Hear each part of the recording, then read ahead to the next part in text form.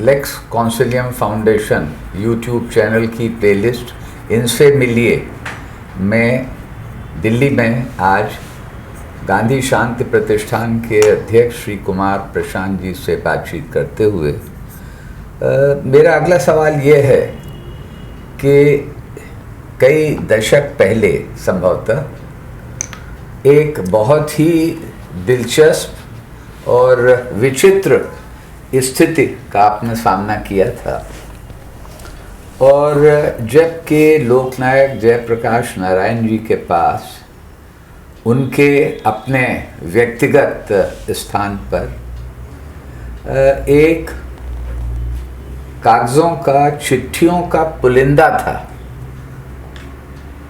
और जो बाद में पता चला कि वो कुछ पत्र थे जो आदान प्रदान हुआ था।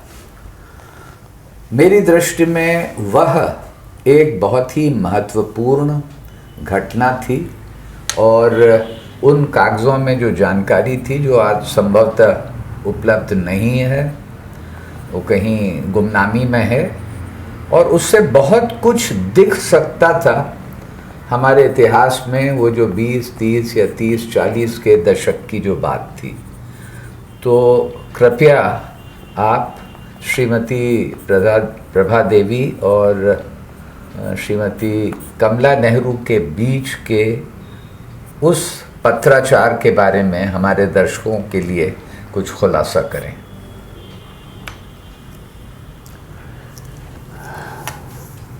ये बड़ा ही नीलेंद्र जी नाजुक सवाल है और कुछ हद तक निजी सवाल भी है, जिसकी कभी सार्वजनिक चर्चा मैंने तो नहीं की है, हुई भी नहीं है।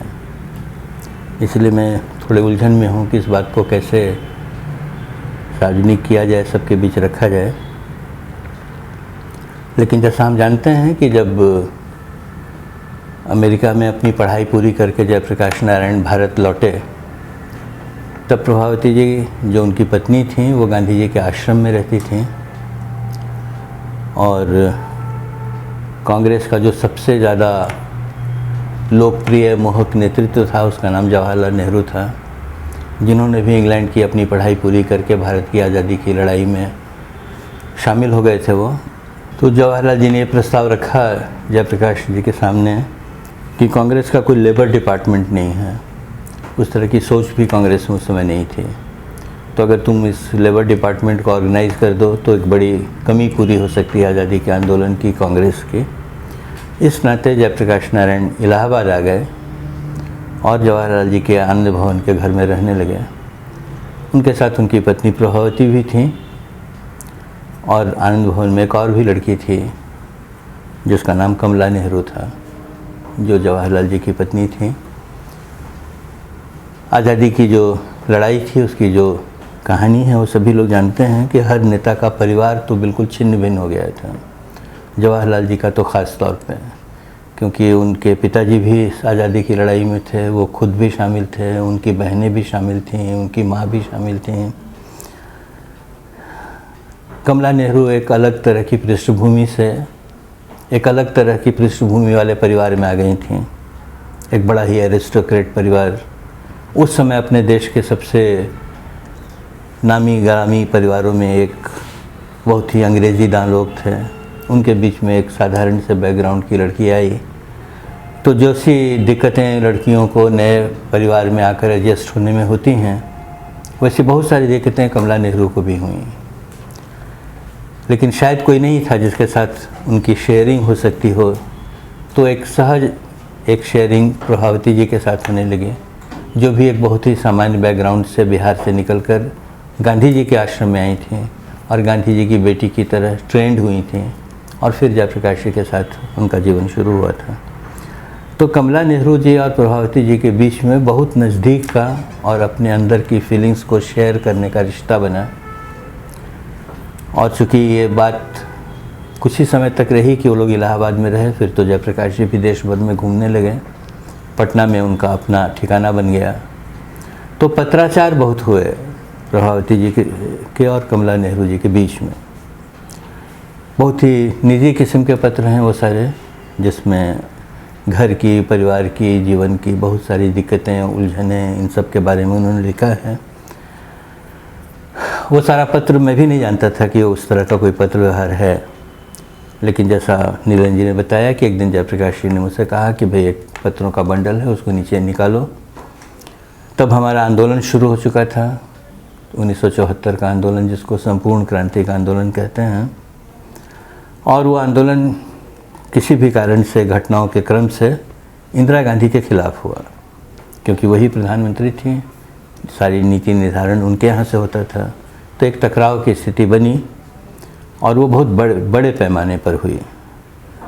तो जयप्रकाश जी के मन में ये आया कि अभी जिस तरह का माहौल बना हुआ है, इस माहौल में अगर ये पत्र किसी दूसरे के हाथ में पड़ेगा तो शायद इंदिरा जी के लिए और नेहरू परिवार के लिए गलत माहौल बनाया जा सकता है। तो उन्होंने कहा ये सारे पत्र निकालो और इन सारे पत्रों को हम लोग कहीं ऐसी जगह रख दें जिससे किसी गलत हाथों में ना पड़े। तो कहाँ रखा जा सकता है? तो नेशनल आर्काइव था जहाँ रखा जा सकता था, लेकिन उन्होंने कहा कि नहीं, नेशनल आर्काइव तो ऐसी जगह नहीं है जहाँ कोई भी जाकर पेपर एक्सेस कर सकता है। तो इसीलिए आखिर में ये तय किया कि ये पत्र जिसका है उसको ही सौंप देना चाहिए। तो तय हुआ कि पत्र इंदिरा जी को ही दे दिया जाए। इंदिरा जी को दे दिया जाए? दे दिया जी। तो उस पत्र का पूरा एक बंडल बनाकर, ये भी कुछ राय थी कि ये पत्र इतने ऐतिहासिक महत्व के हैं कि वो दे दिए जाएँ उनको, लेकिन उसकी एक कॉपी करके रख ली जाए। तो जयप्रकाश जी इसके लिए बिल्कुल तैयार नहीं थे। उन्होंने कहा कि जिस बात के लिए मैं रोकना चाह रहा हूँ वही बात तुम लोग करना चाह रहे हो, उसकी कॉपी अगर हो जाएगी तो वो भी कहीं गलत हाथों में जाएगी। इसीलिए इसकी कुछ भी कॉपी नहीं करनी है और इसको जैसा का तैसा उनको दे देना है कि आपके फैमिली की चीज़ है, आप इसको देख लीजिए, आपको जैसे भी रखना हो। तो ऐसा एक पत्र लिख करके कि तुम्हारे माँ की एक प्राइवेट चिट्ठियाँ हैं जो मेरे पास पड़ी हुई थी, प्रभा के पास पड़ी थी, अब प्रभा भी नहीं रही, मेरे भी जीवन का ठिकाना नहीं है कि मैं कब तक हूँ, तो तुम लोग खुद ही इसके बारे में तय करो और इस पत्र का जो भी सही इस्तेमाल हो, सही जगह हो, वहाँ इसको रखो। ऐसा एक कवरिंग लेटर लिख करके उन्होंने वो सारे पत्र इंदिरा जी को भिजवाए और इंदिरा जी ने वो पत्र फिर ले लिए। वो पत्र लेके आप स्वयं गए थे? हाँ, मैं ही गया था। लेकिन उसके बारे में भी कुछ याद करें? नहीं, कुछ भी ऐसी खास बात नहीं। हम लोग मिले और वो पत्र हमने उस चिट्ठी के साथ उनको दिया। उन्होंने दिल्ली में उन्होंने वो चिट्ठी पढ़ी और वो पत्र का बंडल लेकर अपने पीछे सोफे के रख दिया और नमस्कार कर लिया। उन्होंने ये भी नहीं कहा कि जयप्रकाश जी को मेरी तरफ से धन्यवाद कहिएगा, कुछ भी नहीं कहा उन्होंने। बस इतना कहा और इशारा किया कि बस अब आप जाइए। उसके बाद से मुझको पता नहीं है कि वो पत्र कहाँ गया। नेशनल आर्काइव में तो नहीं है, नेहरू म्यूज़ियम में भी नहीं है, और मैं नहीं जानता हूँ कि जो नई पीढ़ी है नेहरू परिवार की उसके पास वो ख़तों का कोई पता है कि नहीं है। लेकिन इस बात का महत्व सिर्फ इतना ही है हम सब लोगों के लिए कि जो बात अर्जुन के लिए कुरुक्षेत्र के मैदान में कृष्ण ने कही थी कि लड़ाई में विवेक छोड़ा नहीं जाता है, सही गलत का विवेक लड़ाई में भी करना पड़ता है। तो अपने एक अलग तरह की बहुत बड़ी लड़ाई के समय भी जयप्रकाश जी इस बात के लिए सावधान थे कि ये लड़ाई निजी स्तर पर नहीं जानी चाहिए, व्यक्तिगत जीवन में, परिवार के जीवन में उतरनी नहीं चाहिए। जो देश के लिए इंदिरा गांधी थी वो जयप्रकाश जी के लिए इंदु थी, जिसको बचपन से उन्होंने बड़े होते हुए देखा था, जो उनको अपना चाचा कहती थी। तो चाचा ने इस बात की सावधानी रखी कि इस लड़ाई का कोई ऐसा नतीजा नहीं निकले कि बेटी को परेशानी हो जाए व्यक्तिगत जवाब देने के लिए। तो उस लड़ाई में भी उन्होंने उस विवेक का इस्तेमाल किया और वो सारे पत्र उनको ही वापस कर दिए। जिनके पास शायद ऐसा कोई पत्र होता तो उसका दूसरा इस्तेमाल कर सकते थे। इससे जुड़े हुए दो बहुत छोटे प्रश्न। एक तो ये कि जब वो पत्र आपने इंदिरा जी को दिए और उन्होंने आपको नमस्कार किया, तो आपकी दृष्टि में उनकी उस समय क्या मनोस्थिति थी? क्योंकि उन्होंने वो पढ़ा और उन्हें मालूम तो था कि उन पत्रों में क्या है। आपको क्या लगता है?